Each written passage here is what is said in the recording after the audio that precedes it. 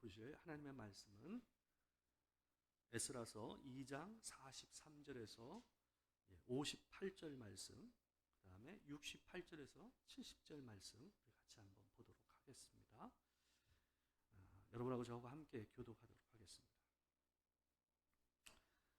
느비님 사람들은 시앗 자손과 하수바 자손과 답바옷 자손과 게로스 자손과 시아하 자손과 바돈 자손과 느바나 자손과 하가바 자손과 악굽 자손과 하갑 자손과 사물레 자손과 하난 자손과 깃델 자손과 가알 자손과 르아야 자손과 르신 자손과 르고다 자손과 갓삼 자손과 우사 자손과 바세아 자손과 베세 자손과 아스나 자손과 무님 자손과 르브심 자손과 박복 자손과 하그바 자손과 할훗 자손과 바술룻 자손과 무이다 자손과 하루사 자손과 바르고스 자손과 시스라 자손과 데마 자손과 르시아 자손과 하디바 자손이었더라.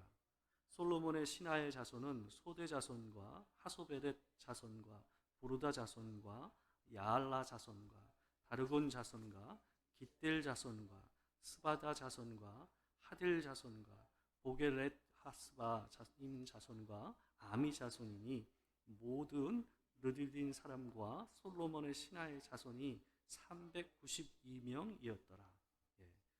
다시 또 68절부터 읽도록 하겠습니다. 어떤 족장들이 예루살렘에 있는 여호와의 성전터에 이르러 하나님의 전을 그곳에 다시 건축하려고 예물을 기쁘게 드리되 힘 잘하는 대로 공사하는 금고에 드리니 금이 6만 1,000다리시오 은이 5,000만회요 제사장의 옷이 100벌이었더라.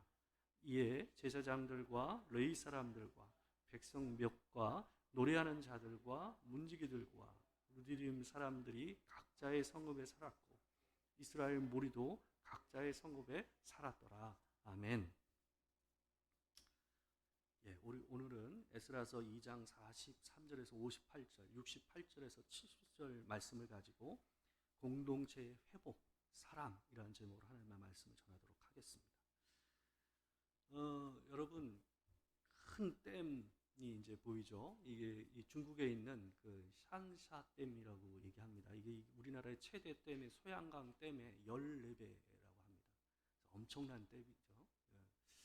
뭐 전혀 무너질 것 같지 않은 이 댐이지만 이 큰 댐도요, 여러분 작은 틈과 구멍, 이 작은 금이 간 곳을 틈새를 통해서 이 속절없이 무너져 내리는 게 이 댐입니다.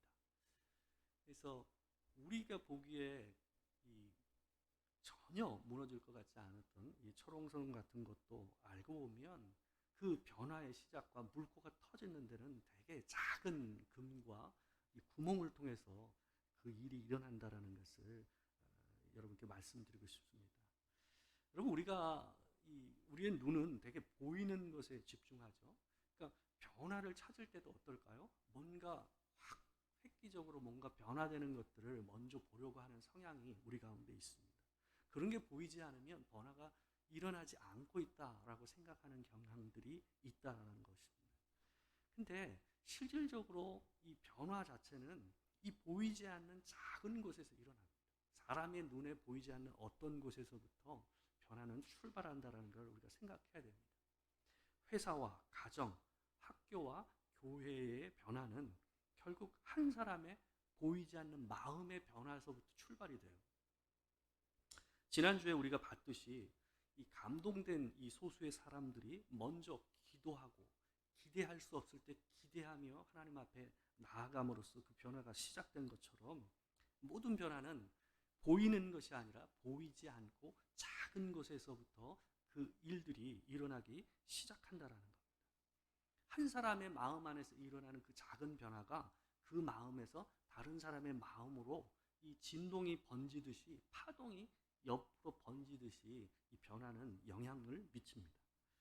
한 사람의 마음에서 일어난 파동이 결국 주변 사람들에게 작은 감동과 울림으로써 이 사람들 안에서 이 변화의 감동이 번져가는 것을 우리가 종종 보게 됩니다.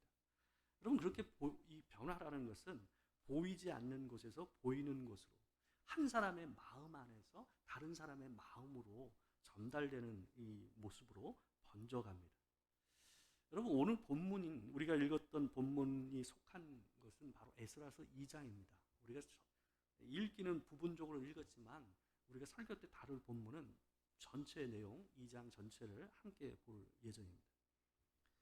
2장은 바벨론에서 예루살렘으로 이주한 사람들을 크게 5가지로 부류를 나눠가지고 이 얘기를 해주고 있습니다. 첫 번째 부류가 어떤 사람이냐면 이스라엘의 일반 백성이에요. 평신도에 해당되는 일반 백성들이었습니다. 이 부류들을 얘기할 때 본문에서 이 2가지 부류로, 일반 백성도 2개의 부류로 해서 방식으로 나눠서 얘기를 하고 있습니다. 첫 번째는 3절에서 20절까지인데요. 여기 있는데 보게 되면 이주한 일반 백성을 그 집안별로 나눠서, 가문별로 나눠서 얘기를 하고 있어요. 그리고 두 번째는 21절에서 35절까지인데요. 거기 보게 되면 포로기 이전에 그들의 조상들이 살았던 지역을 따라서 지역별로 이 일반 백성을 나눠서 얘기를 하고 있습니다. 이 둘은 겹치는 사람들이 아닙니다. 각각 다른 사람들입니다. 이 둘을 왜 이렇게 나눴는지에 대해서는 정확히 알 수가 없습니다.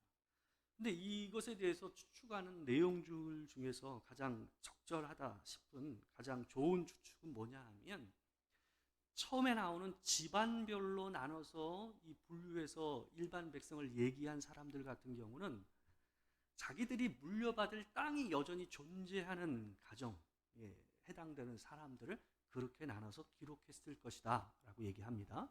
그리고 두 번째, 지역에 따라서 일반 백성을 표현한 이 사람들 같은 경우는 어떤 경우냐 하면, 물려받을 땅은 없어요. 유산으로 물려받을 땅은 이미 없어진 상황이지만 그럼에도 불구하고 다시 이 땅으로 포로에서 귀환을 해서 와서 살 공간은 있어야 될 거 아니에요. 근데 그 이전에, 포로 이전에 그 조상들이 살았던 그 땅, 그곳에 맞추어서 이 사람들을 분류를 해서 이렇게 나열하고 있다라는 얘기입니다. 이렇게 처음 이제 분류는 일반 백성과 관계돼서 얘기를 하고 있고요. 두 번째 이 분류 대상에 해당되는 사람이 누구냐 하면, 두 번째에 해당되는 사람이 바로 36절에서 39절에 나오는 제사장들입니다. 이 이주에 합류한 제사장들은 4289명으로 본문에 나오고 있습니다. 전체 이 이주한 사람의 비율 안에서는요, 제사장이 차지하는 비율이 14.2%였습니다. 그러니까 전체 비율 안에서 보게 되면 그 비율이 절대 적지가 않았죠. 크다고 얘기할 수 있습니다. 제사장의 수가 14.2%에 해당했다는 것은 생각보다 굉장히 많은 비율을 차지하고 있었다라는 걸 보여줍니다. 왜 제사장의 수가 많았는지를 좋은 의미에서 바라보게 된다면, 아마도 이 사람들이 영적인 회복, 이스라엘의 회복에 대해서 늘 마음에 품고 있었던 부류였기 때문에 이렇게 포로 귀환에 더 많은 사람들이 동참하지 않았을까 하는 생각을 해봅니다. 그러나 또 한편으로는 현실적인 이유 때문이 아니었을까 하는 생각도 하게 돼요. 어떤 거냐 하면, 여러분, 성전이 재건되고 또 이스라엘 공동체가 함께 회복되게 되면 가장 많은 유익을 얻을 이 부류가 어디겠어요? 제사장들입니다. 결국 이 다른 나라에선 제사장이 할 일이 없잖아요. 그죠? 일반 사람과 다를 게 없잖아요. 근데 성전이 재건되고 그들이 살았던 공동체가 회복되게 되면 어떤 면에서는 가장 지위와 그들의 생활의 측면에서 가장 많은 유익을 얻는, 혜택을 얻는 사람 부류가 바로 제사장들이라는 거죠. 그런 면에서 이 이주에 동참한 사람, 포로 귀환에 동참했던 사람 가운데서 제사장들이 14.2%라는 높은 비율을 차지하지 않았는가 하는 생각들을 많은 학자들은 합니다. 여러분, 세 번째로 이 40절에서 42절까지에 나오는 사람들인데요, 바로 레위인입니다. 포로귀환에 동참한 사람들 중에서 제사장의 비율이 높았던 것에 반해서 그거하고 너무나도 반대되게 레위인의 비율은 1.2%의 너무 적은 비율을 보여줬습니다. 그 정도밖에 1.2%가 못 미칠 만큼 매우 낮은 비율로 레위인들은 이 포로귀환에 동참했습니다. 여기에서 언급되고 있는 레위인들은 크게 세 부류입니다. 어떤 사람들이냐 하면 제사장의 제사를 하는 이 일을, 제사장의 업무를 직접적으로 돕는 역할을 했던 레위인이 있고요. 두 번째는 성전에서 노래를 부르는, 성가대죠, 오늘날로 하면 노래를 부르는 레위인 부류가 있었어요. 그 다음에 마지막에 어떤 사람들이냐 하면 성전의 문을 지키는 문지기 역할을 했던 레위인들이 있었습니다. 그러니까 이렇게 딱 세 가지 부류로 레위인이 언급되고 있습니다. 근데 이 세 부류를 다 합쳐도 몇 명? 341명이 이 포로 귀환에 동참했던 것입니다. 여러분, 역대기상 23장 3절에서 5절 말씀을 보게 되면 다윗 시대에 활동했던 레위인들의 수가 38,000명이었다고 얘기되고 있어요. 이거 한번 읽어볼까요? 우리 3절부터 5절까지 같이 한번 읽어보겠습니다. 레위 사람은 30세 이상으로 계수하니 모든 남자의 수가 38,000명인데 그 중에 24,000명은 여호와의 성전의 일을 보살피는 자요, 6,000명은 관원과 재판관이요, 4,000명은 문지기요, 4,000명은 그가 여호와께 찬송을 드리기 위하여 만든 악기로 찬송하는 자들이라. 여러분, 다윗 시대가 가장 이 성가대나 이런 것들이 흥왕했고 제대로 이런 분류를 나눴던 시대이기 때문에 어떤 면에서는 훨씬 더 많았는지 모르겠습니다. 그렇지만 어찌됐건 이 시대에는 어땠습니까? 레위인 숫자가 38,000명에 달했어요. 근데 이 함께 온 이 부류는 341명이었나요? 그 숫자밖에 안 됐던 거죠. 이렇게 많았던 레위인들이 다 어디 갔습니까? 여러분, 어떤 학자들은 이 이유를 이렇게 얘기합니다. 제사장에 비해서 레위인들이 계급이 낮았기 때문에 포로 때에 주로 이 바벨론 때 끌려갔던 사람들이 귀족층이었습니다. 높은 사람들이었어요. 그리고 아니면 왕궁에서 일을 하던 사람들이었습니다. 그러다 보니까 레위인들은 상대적으로 낮은 계급에 속했기 때문에 이 사람들이 많이 포로로 끌려가지 않았기 때문에 적었을 것이다 라고 얘기하는 사람도 있어요. 근데 그에 반해서 우리가 그런 거를 다 감안해서 본다고 할지라도, 그 추측이 맞다고 할지라도 어때요? 이 정도의 비율은 상식적이지는 않다라는 거죠. 에스라가 2차 포로기환을 할 때에 전체 인원이 2차 포로기환 때 1,500명 정도가 됐습니다. 근데 그 1,500명 가운데서 레위인이 몇 명이었냐면 38명이었습니다. 얼마나 기가 막히게 적은 숫자입니까? 근데 여러분, 그것도요 어떻게 한 거냐 하면 처음 모집했을 때 레위인이 한 명도 없었습니다. 그래가지고 에스라가 일부러 뭘 했냐 하면 기한 일자를 늦췄어요. 레위인을 모집하기 위해서. 왜냐하면 레위인이 별로 없으면 어떻게 해요? 성전의 일을 제대로 돌아갈 수가 없으니까. 그래서 기도하면서 에스라가 간절히 하나님의 선한 손을 기대했다라는 표현이 나올 정도로 그 문제를 가지고 심각하게 고민하는 장면이 이 에스라서 8장에 나와요. 에스라서 8장 15절에서 20절인데요. 우리 15절만 제가 한번 읽어보겠습니다. 같이 한번 읽겠습니다. 자, 시작. 내가 무리를 아하와로 흐르는 강가에 모으고 거기서 3일 동안 장막에 머물며 백성과 제사장들을 살핀즉 그 중에 레위 사람이 한 사람도 없는지라. 처음 모집을 했을 때에 모든 백성이 함께 모였는데 그 사람들 면면을 이 에스라가 일일이 다 확인했어요. 근데 돌아다니면서 다 보니까 제사장들은 여전히 많은데 누가 없어요? 레위인이 단 한 명이 없는 거예요. 여러분, 왜 이렇게 레위인 중에 하나님의 성전 재건과 공동체 회복에 헌신한 자들이 적었을까요? 여러분, 제사장에 비해서 레위인은 이 받는 것이 굉장히 적었습니다. 성가대, 문지기, 짐승을 잡는 일, 서기관과 함께 율법을 가르치는 일, 또한 성전을 위한 모금 같은 아주 다채로운 일을 했던 사람이 바로 레위인이었어요. 어떤 면에서는 제사장과 더불어서 웬만한 이 살림살이와 모든 부대적인 일을 전부 누가 했을까요? 레위인이 다 했어요. 그러니까 실질적으로 레위인이 없으면 이 운영이 제대로 될 수가 없는 거예요. 근데 여러분, 이렇게 많은 일을 했던 레위인이 실질적으로 받았던 페이는 열정 페이였어요. 여러분, 제사장에 비하면 지위도 낮아요.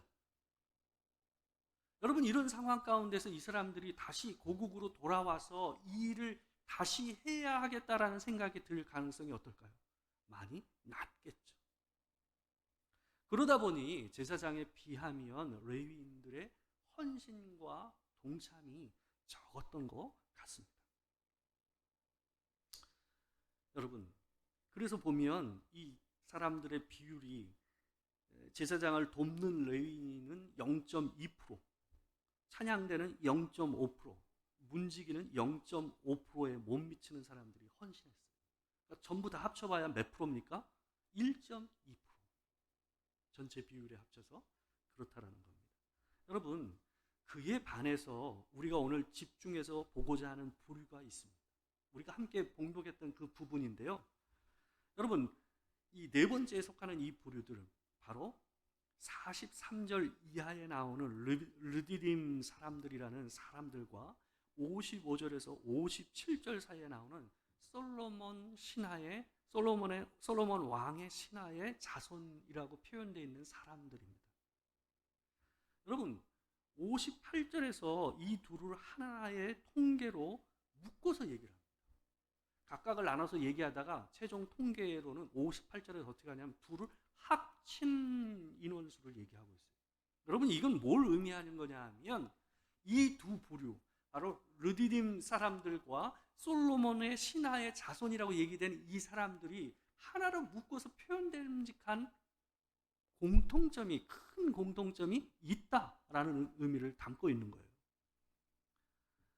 여러분, 르디딤 사람들이라는 표현은 이 사람들은 성전에서 막일을 했던 사람들, 노예는 아니었습니다. 노예는 아니었지만 레위인 이하에서 어떤 면에서 레위인의 지시를 받았을 가능성이 높습니다. 그래서 레위인 이하에서 아주 정말 허드렛 일을 했던 사람들이 이 사람들이었어요. 이 르디딤이라는 말은 원래 히브리어에서 받쳐진 자들이라는 의미를 가지고 있는 표현이에요.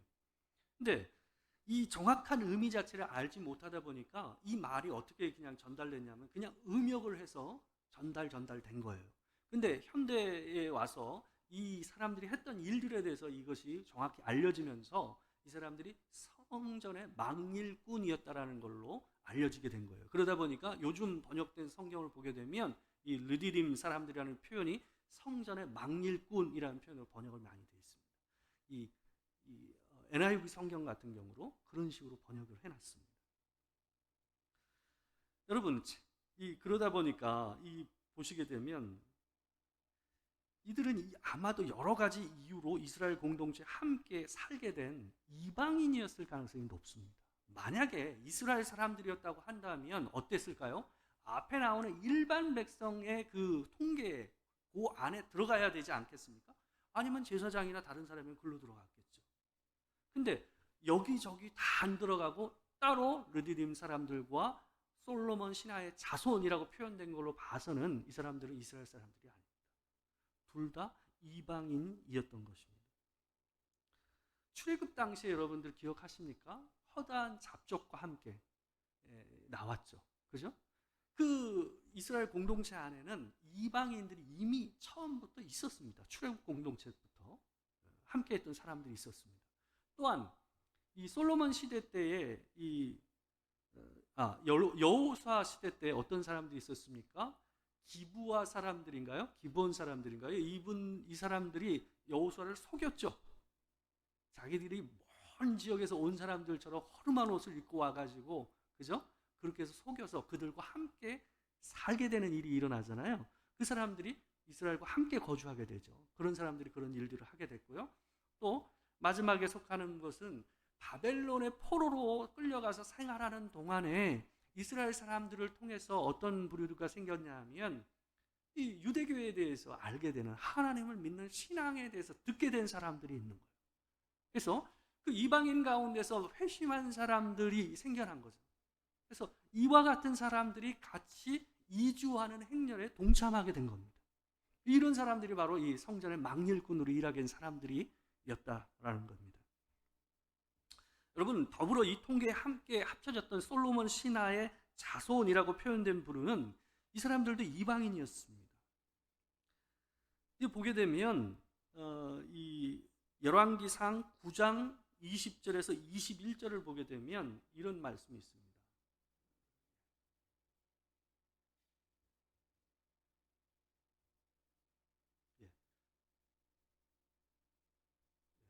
열왕기상 본문을 제가 깜빡했나 봅니다. 자, 열왕기상 있는데 한번 보도록 하겠습니다. 제가 한번 읽어드릴게요. 열왕기상 9장 20절에서 21절입니다. 제가 한번 읽어드리겠습니다. 이스라엘 자손이 아닌 아모리 사람과 헷 사람과 브리스 사람과 히 사람과 여부수 사람 중 남아있는 모든 사람 곧 이스라엘 자손이 다 멸하지 못함으로 그 땅에 남아있는 그들의 자손들을 솔로몬이 노예로 역군을 삼아 오늘까지 이르렀으되, 이런 표현이 있습니다. 그러니까 솔로몬 때까지 어떤 사람이 있었냐 하면 그 가나안의 본토민이었던 사람들, 이게 바로 헷 족속과 아모리 족속과 브리스 족속과 히위 족속과 여부스 족속에 해당됐던 사람들이었어요. 근데 그들 중에 계속 이들과 함께 거주하면서 생활했던 사람들 중에서 이 사람들이 성전이나 이런 데서 막 일꾼으로서 일을 하는 사람으로서 함께 했던 사람들이 있었던 거예요. 이들이 바로 이 행렬에 동참하게 됐던 거죠. 근데 여러분, 여기서 우리가 생각해 볼 것이 있어요. 이게 굉장히 제일 중요한 부분입니다. 여러분, 레위인은 순수 혈통의 이스라엘 사람들이었어요. 근데 그들이 얻을 것이 없었고 앞으로 겪게 될 일들을 인해서, 앞으로 뻔하잖아요. 자기들이 어떤 힘든 일을 해야 될지를 너무나도 뻔한 거 아니겠습니까? 그런 상황으로 인해서 어떻게 했습니까? 이 사람들은 성전 재건과 공동체 회복의 이 역사에 동참하지 못했잖아요. 너무나도 적은 사람들을 억지로 끌어당기다시피 해서 이 자리로 오게 되는 모습을 우리가 보지 않았습니까? 근데 여러분, 그에 반해서 이방인이었던 느디림 사람들과 솔로몬의 밑에서 노역을 했던 후손들이 헌신을 하게 되는 이 일에 대해서 여러분 한번 생각해 봐야 된다. 여러분, 레위인이 이 공동체에서 더 높은 이 지위가 있었을까요? 아니면 이 느디림 사람들과 이 솔로몬의 이 신하의 자손이었던 사람들이 더 높은 지위가 있었을까요? 여러분, 그건 무르나 많아요. 본 순수 혈통이었던 레위인들이 훨씬 더 많은 것들을 얻을 수 있었을 거고, 또한 지위와 존경을 이 사람들에 비하면 많이 얻었지 않았겠습니까? 이 사람들은 솔직히 말해서 얻을 게 별로 없는 사람이에요. 본디 이방이라는 말이에요. 근데 이 사람들이 어때요? 이 행렬에 참여한 거예요. 여러분, 레위인은 341명이 이 포로귀 안에 함께 했는데, 그에 반해서 르디딤 사람과 솔로몬의 노역자 후손은 몇 명이었다고요? 392명이었어요. 오히려 더 많았다고요. 여러분, 이들은 순수 혈통도 아니었고 뭘 기대할 것도 없었던 사람이에요. 말 그대로. 물론 그들은 노예도 아니었어요. 이들이야말로 진실로 하나님을 경외하고 섬겼던 사람이었다라는 것을 알 수가 있는 거예요. 그거 말고는 이 사람들이 이 행렬에 동참했을 이유를 찾을 수가 없는 거죠. 여러분, 모든 것을 뒤로하고 앞으로 당할 어려움도 받아들이고 이 길에 동참한 사람들이 바로 이 르디딤 사람들과 이 솔로몬 신하의 자손이라고 표현되어 있는 이 이방인들이었습니다.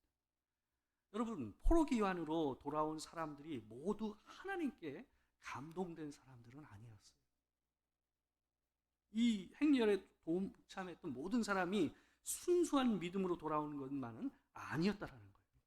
여러분, 그렇다면 이런 통계가 나오지 않았지 않겠습니까? 여러분, 적은 수지만 온전히 헌신된 성전 막 일꾼 392명이 있었기 때문에 성전의 재건과 공동체의 회복은 시작될 수 있었던 겁니다. 왜요? 이 사람들은 다른 이유가 없어요. 그거 말고는 하나님의 성전을 재건하는 일과 하나님의 공동체가 회복되는 이유 위에 다른 이유를 가지고 서 있지 않단 말이에요.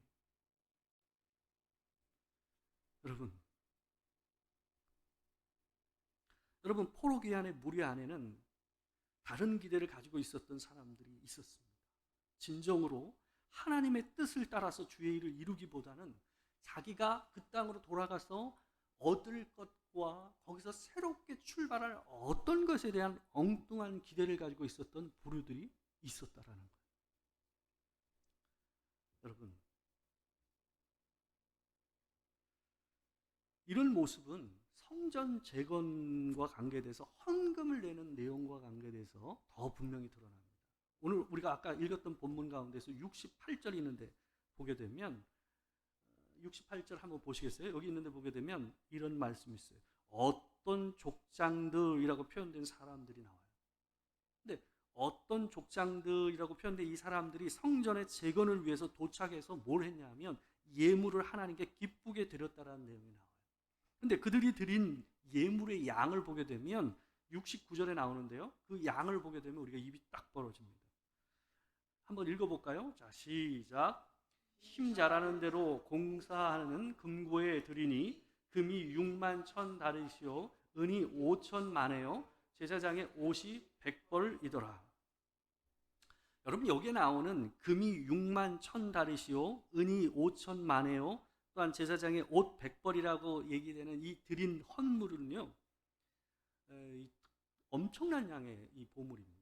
이 여기서 얘기되는 다릿이라는 말은 원래 후대에 쓰인 동전입니다. 금전입니다. 금전. 그러니까 진짜 원래 이 시점에 드렸던 시대에는 없었던 거예요. 근데 이 기록이 후대에 됐기 때문에 후대의 사람들이 알아먹을 수 있는 동전으로 바꿔서 환산해서 표현한 거예요.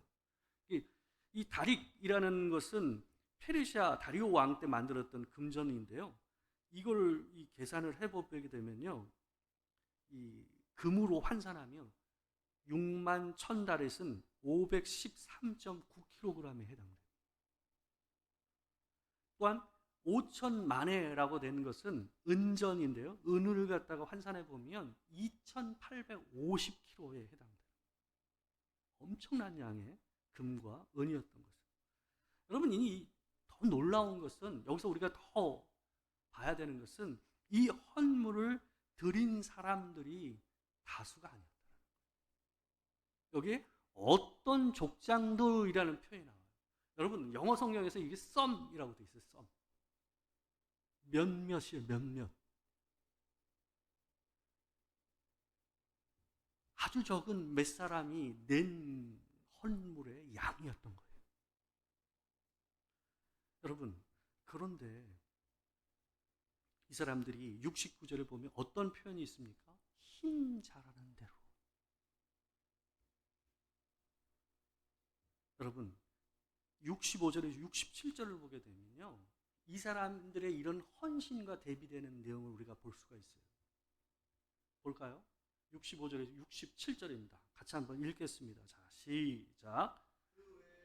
남종과 여종이 7,337명이요 노래하는 남녀가 200명이요 말이 736이요 노새가 240이요 낙타가 435요 나귀가 6,720이었더라.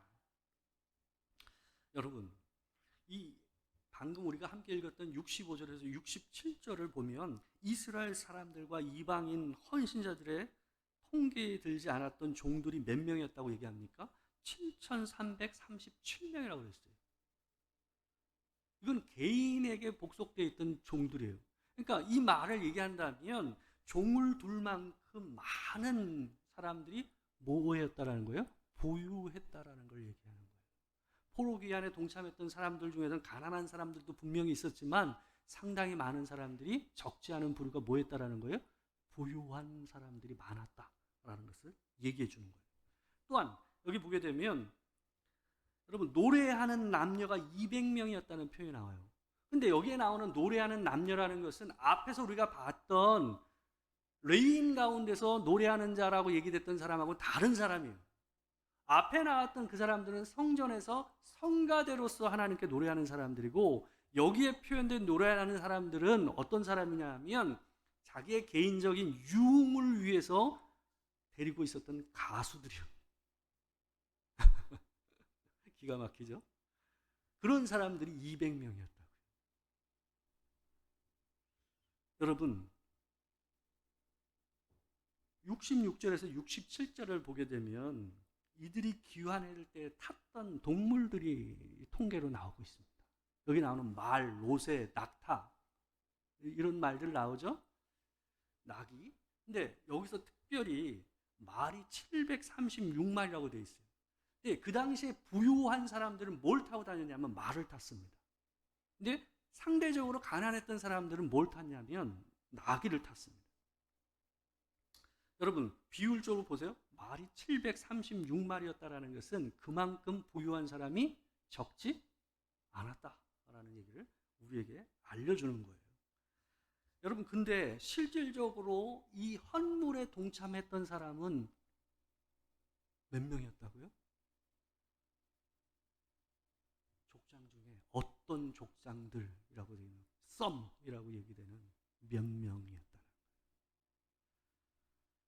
여러분 우리 교회가 회복의 과정 가운데 여러분 헌신된 몇몇 사람들이 필요한 겁니다. 어디든 어느 공동체든 어떤 모임이든 여러분 모든 사람이 헌신하는 경우는 없어요. 공동체의 변화 안에서는 방금 보여주셨던 포로 귀환 시대 때 이 수만 명 가운데서 몇몇 사람 392명이라고 얘기되는 르디딤 사람, 이런 사람들의 부류들이 결국은 변화를 주도해 왔다는 것을 여러분이 기억하셔야 돼요. 자신이 얻을 것을 기대하지 않고 앞에 있는 어려움도 마다하지 않고 헌신하는 몇 사람, 자신의 힘을 다해서 아버지께 자신의 것을 드릴 수 있는 몇 사람이 있으면 전혀 그것을 생각하지 않고 있었던 성도들이 그들로 인하여 어떤 일이 일어납니까? 그들의 행동을 통하여 사람들이 동참하게 되는, 그 파동이 다른 사람에게 전이 되는 그런 일들이 일어난다라는 거예요. 여러분 이스라엘 공동체가 포로 귀환해서 그 공동체가 새로워지는 데는 바로 이 몇몇 사람의 역할이 다른 사람들을 통해서 뭐 하게 된 거예요? 마치 물의 파동이 점점 퍼져가서 멀찍이 나가는 것처럼 그런 일이 일어나서 공동체는 변화되는 일을 겪는다라는 거예요. 여러분 기도하는 몇 사람이 일어나면 그 기도의 행렬에 함께하는 사람들이 일어나기 시작합니다. 여러분 한 사람 한 사람이 가정에서건 교회에 와서건 기도하는 일들을 한 사람 한 사람이 하기 시작하면 다른 사람들이 다시 기도하는 일들이 일어날 겁니다. 예배를 사모해서 참석하는 몇 사람이 있으면 그들의 파동이 다른 사람들의 마음을 울리는 일들이 일어날 거예요. 여러분 신앙은 과거형이 돼서는 안 돼요. 신앙은 과거형은 아무 의미가 없는 거예요. 예전에 열심을 냈다, 그리스도인이었다, 옛날에 내가 어떤 봉사를 했다, 이건 아무 의미가 없고 가치 없는 얘기. 그건 하나만 하는 얘기. 지금 내가 어느 자리에 있느냐, 지금 내가 서 있는 자리가 기도의 자리냐, 예배의 자리냐, 하나님 앞에 헌신하는 자리냐, 그게 지금 우리에게 물어야 될 질문이라는 거예요. 여러분 하우스 모임도 마찬가지입니다. 하우스 모임 안에서 영혼의 변화가 일어나고 그 안에서 성령의 임재의 역사를 경험하는 것은 여러 사람이 동일하게 한꺼번에 뭔가가 일어나는 게 아니라요, 대개 한 사람의 솔직한 하나님 앞에서의 진실한 고백 한마디가 함께 있는 사람들의 마음을 변화시킵니다. 그런 거 경험해 보셨어요? 한 사람이 진실되게 하나님 앞에서 고백하는 그 한 명의 고백으로 인해서 다른 사람도 하나님 앞에서 겸손하게 서게 되는 일을 여러분 경험해 보셨냐고요? 하우스 모임도 그렇게 변하죠. 여러분, 이스라엘 공동체가 회복되고 그 공동체가 온전해지는 그 과정에도 하나님께서 그렇게 역사하셨습니다. 도토리 교회의 변화 가운데도 동일한 방법으로 하나님께서 역사하실 줄 믿습니다. 그 일에 여러분이 단초가 되셔야 돼요. 여러분이 시발점이 되셔야 된다는 거예요. 저도 그 시발점이 되기 위해서 열심히 하나님 앞에 서 있습니다. 그 앞자리에 서는 것은 굉장히 부담스러운 일입니다. 여러분, 그러나 누군가 한 사람이 그 자리에 서지 않으면 절대로 그 일은 시작되지 않습니다. 놀라운 일이 한 사람의 마음 안에서 시작되는 겁니다. 그 일을 여러분과 제가 머지않아 보게 될 줄 믿습니다. 기도하겠습니다. 우리 함께 기도합시다. 하나님, 르디딤 사람들이 또한 몇몇 족장들이 이스라엘 공동체와 성전 재건의 단초가 돼서 시발점이 돼서 온전히 그 공동체가 새로운 동력으로 일어날 수 있었던 것처럼 하나님, 우리 도토리 교회의 시발점이 우리가 되게 하여 주시옵소서. 그래서 온전히 일어서는 계기가 되게 하여 주시옵소서. 기도하겠습니다. 사랑하는 주님, 아버지 하나님, 이스라엘 공동체의 회복이 그냥 된 것이 아님을 보게 됩니다.